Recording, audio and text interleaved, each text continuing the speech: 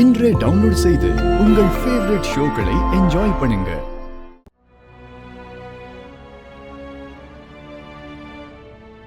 லக்ஷ்மி, உன் மேல துளி கூட பாசம் இல்லாத வீட்டுக்கு போற, உன்னை கொஞ்சம் கூட மதிக்காத புருஷனை தேடி போற.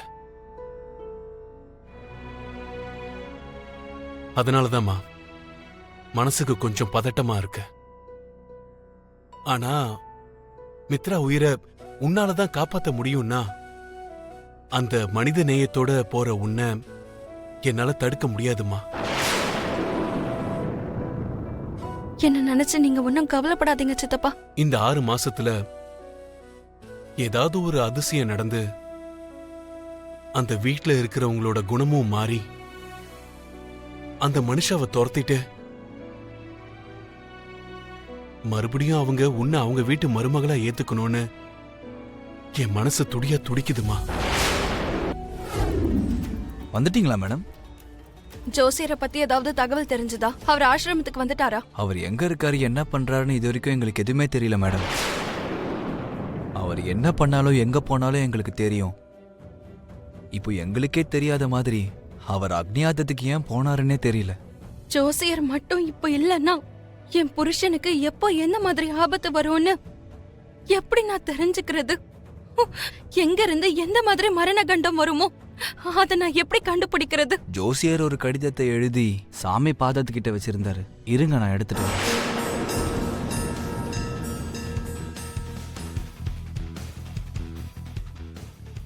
இந்தாங்க மேடம்.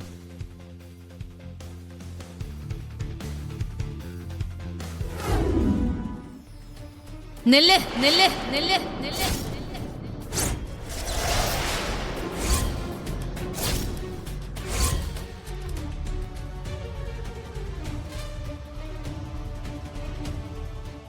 நீ இந்த வீட்டுக்குள்ள வரக்கூடாது.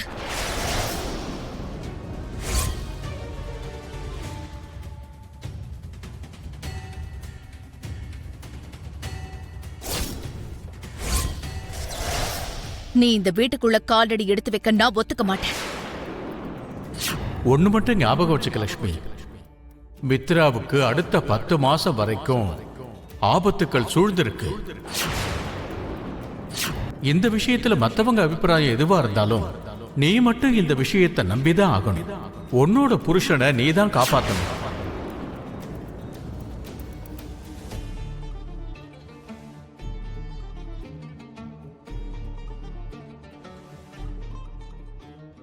இது என்னோட வீடு அத்தை, என்னோட வீடு அத்தை.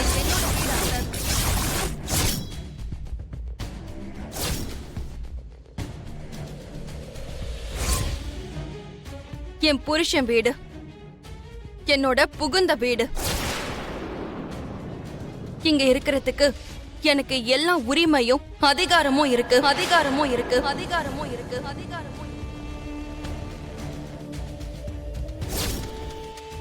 என்னை இங்க வரக்கூடாது, இருக்க கூடாதுன்னு சொல்ல யாருக்கும் எந்த அதிகாரமும் இல்ல, அதிகாரமும் இல்ல, அதிகாரமும் இல்ல.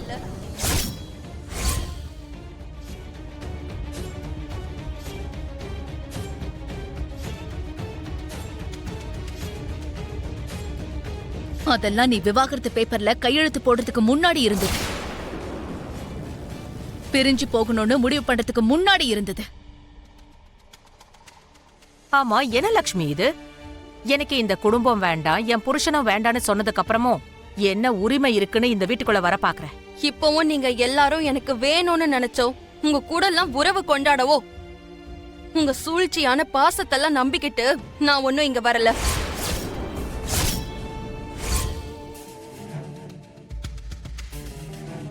அப்புறம் எதுக்காக வந்த லட்சுமி? உன் வழியை நீ பாத்துட்டு போகாம திரும்பவும் இந்த வீட்டுக்குள்ள வரணும்னு ஏன் நினைச்சிட்டு இருக்க? கோர்ட்டு தீர்ப்பு கொடுத்திருக்கிறதுனால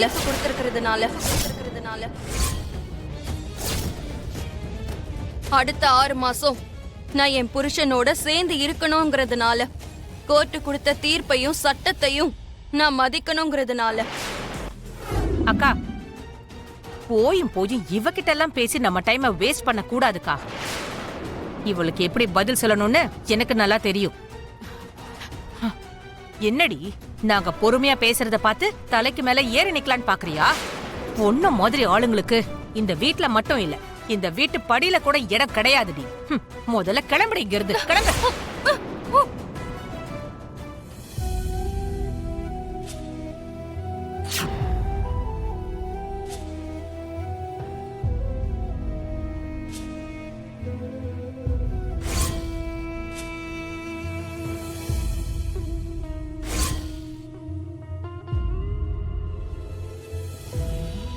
அரவிந்தா, நமக்கு லக்ஷ்மி மேல கோவம் இருக்கலாம்.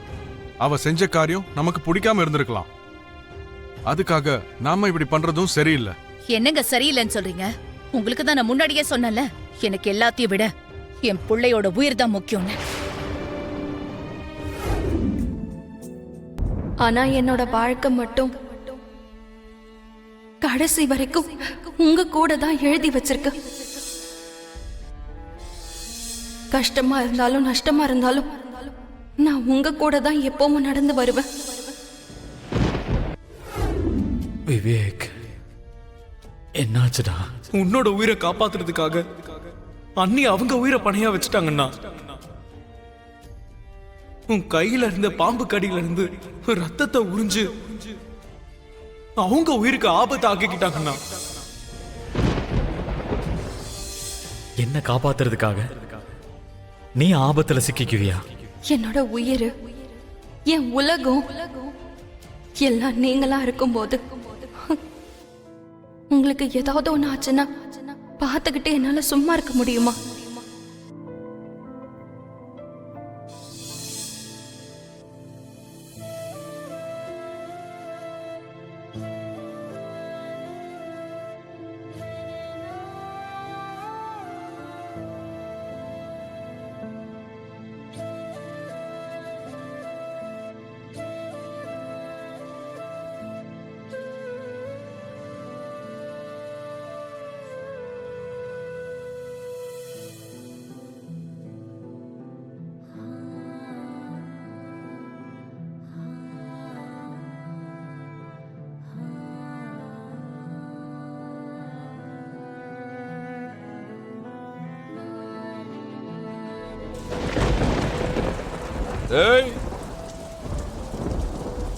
மழையில வைரம் மாதிரி மென்னிக்கிட்டு இருக்காடா.